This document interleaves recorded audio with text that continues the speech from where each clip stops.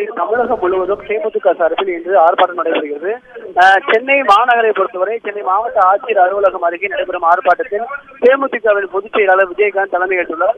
இந்த ஆர்ப்பாட்டத்தில் கிட்டத்தட்ட ஒரு 500க்கும் மேற்பட்ட தொண்டர்களும் சென்னை மாவட்டத்தைச் சேர்ந்த நிர்வாகிகளும் பங்கேற்றுள்ளனர். அது மட்டுமல்லாமல் தேமுதிகவின் அவைத் தலைவராக இருக்கக்கூடிய அழகாபுரி மோகன்ராஜ் அவரும் இந்த ஆர்ப்பாட்டத்தில் பங்கேற்றுள்ளார். கிட்டத்தட்ட 500க்கும் மேற்பட்ட நிர்வாகிகள் ஆர்ப்பாட்டத்தில் பங்கேற்று தொடர்ந்து தமிழக அரசுக்கு எதிராகவும் துப்பாக்கிச்சூடை நடத்திய காவல்துறைக்கு எதிராகவும் அவர்கள் கோஷங்களை எழுப்பி வருகின்றனர். சென்னை மட்டுமில்லாமல் தமிழகத்தின் அனைத்து மாவட்ட தலைநகரங்களிலும் அந்தந்த மாவட்ட பொறுப்பாளர்கள் தலைமையில் ஆர்ப்பாட்டத்தை அறிவித்துள்ளனர். அந்த அடிப்படையில் சென்னையில் நடைபெறும் ஆர்ப்பாட்டத்தில் தேமுதிகவின் பொதுச்செயலாளர் பங்கேற்று பேசுகிறார். அதே போல மற்ற பகுதிகளிலும் கட்சியின் முக்கிய நிர்வாகிகள் பங்கேற்றுள்ளனர். தேமுதிகவின் முக்கிய நிர்வாகியாக இருக்கக்கூடிய பிரேமலதா விஜயகாந்த் கூட காஞ்சிபுரத்தில் பங்கேற்றுள்ளார். இந்த ஆர்ப்பாட்டத்தில் தொடர்ந்து தமிழக அரசுக்கு எதிராகவும் காவல்துறைக்கு எதிராகவும் கோஷங்களை எழுப்பி வருகின்றன. காயத்ரி, ஆர்ப்பாட்டத்தின் பொழுது அவர்கள் என்ன கோரிக்கைகளை முழக்கங்களாக சொல்லி வருகிறார்கள்? ராமச்சந்திரன்,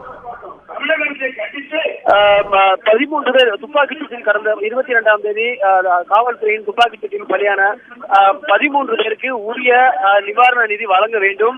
அது மட்டுமல்லாமல் தூத்துக்குடி மாவட்டத்தில் சுற்றுச்சூழல் பாதிப்பை ஏற்படுத்தக்கூடிய ஸ்டெர்லைட் ஆலையை நிரந்தரமாக மூட வேண்டும் என்பது அவர்கள் பிரதான கோரிக்கை.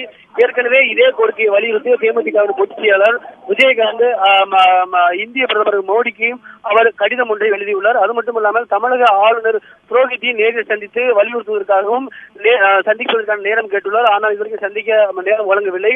இந்த பொதுமக்களுக்கு இடையூறு ஏற்படுத்தக்கூடிய சுற்றுச்சூழலுக்கு பாதிப்பு ஏற்படுத்தக்கூடிய ஸ்டெர்லைட் ஆலையை நிரந்தரமாக மூட வேண்டும் என்பது அவர்கள் பிரதான கோரிக்கையாகும். அன்று 13 பேர் துப்பாக்கிச் சூட்டில் பலியான 13 பேருக்கு உரிய நிவாரணத்தை அதிகரிக்க வேண்டும். ஆல்ரெடி அறிவித்துள்ள 20 லட்சம் என்பது போதாது என்றும் அது அதிகரிக்க வேண்டும் எனவும், மேலும் பாதிக்கப்பட்டவர்களுக்கு உரிய நிவாரணம், படுகாயம் மற்றும் பொருட்கள் மற்றும் வாகனங்கள் சேதமடைந்து அதில் கடுமையாக பாதிக்கப்பட்டிருக்கும் மேலும் நிவாரணத்தை அதிகரித்து வழங்க வேண்டும் என்பது பிரதான கோரிக்கையாகும். ஸ்டெர்லைட் ஆலையை தமிழகத்திலிருந்து நிரந்தரமாக மூட வேண்டும் என்பது, அது குறித்த ஒரு அறிவிப்பை தமிழக அரசு வெளியிட வேண்டும் என்பது தேமுதிகவின் பிரதான கோரிக்கையாக உள்ளது. காயத்ரி, ராமச்சந்திரன், இப்ப தேமுதிக பொதுச் செயலாளர் விஜயகாந்த் தூத்துக்குடி செல்வாரா? அங்க இருக்கக்கூடிய மக்களை பார்ப்பாங்களா? இந்த ஆர்ப்பாட்டமானது தொடர் போராட்டமாக மாறுவதற்கான வாய்ப்பு இருக்கா? ராமச்சந்திரன்,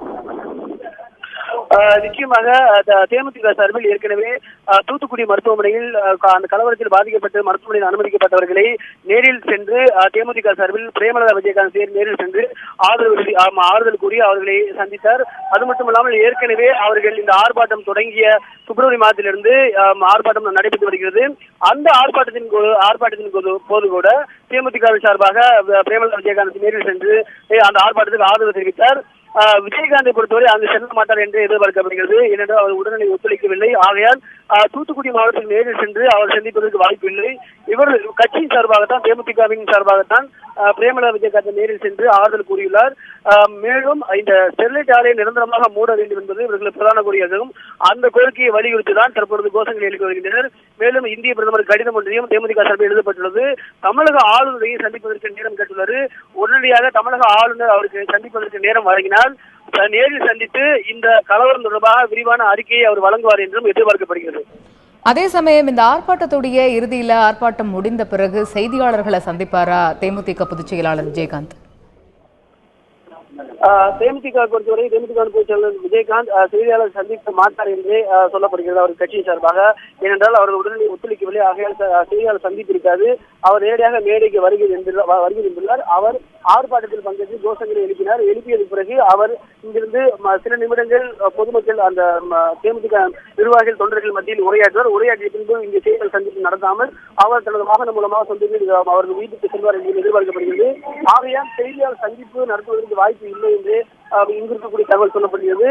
இந்த ஆர்ப்பாட்டமானது இன்னும் 1 மணி நேரம் வரை நடைபெறலாம் என்று எதிர்பார்க்கப்படுகிறது. தொடர்ந்து தமிழக அரசுக்கு எதிராக அவர்கள் கோஷங்களை எழுப்பி வருகின்றனர். அவர் வருகை தந்தவுடன் கூடிய தேமுதிக நிர்வாகிகள் மற்றும் தொண்டர்கள் வருகையை பார்த்ததற்கு பிறகு உற்சாகத்தை வெளிப்படுத்த நேரடியாக பார்க்கிறது. நாட்களுக்கு பிறகு சென்னை மாவட்டத்தில் நடக்கக்கூடிய ஆர்ப்பாட்டத்தில் தேமுதிக ஆகையால் தொண்டர்கள் மகிழ்ச்சியை ஆழ்த்தியுள்ளது என்று சொல்றாங்க.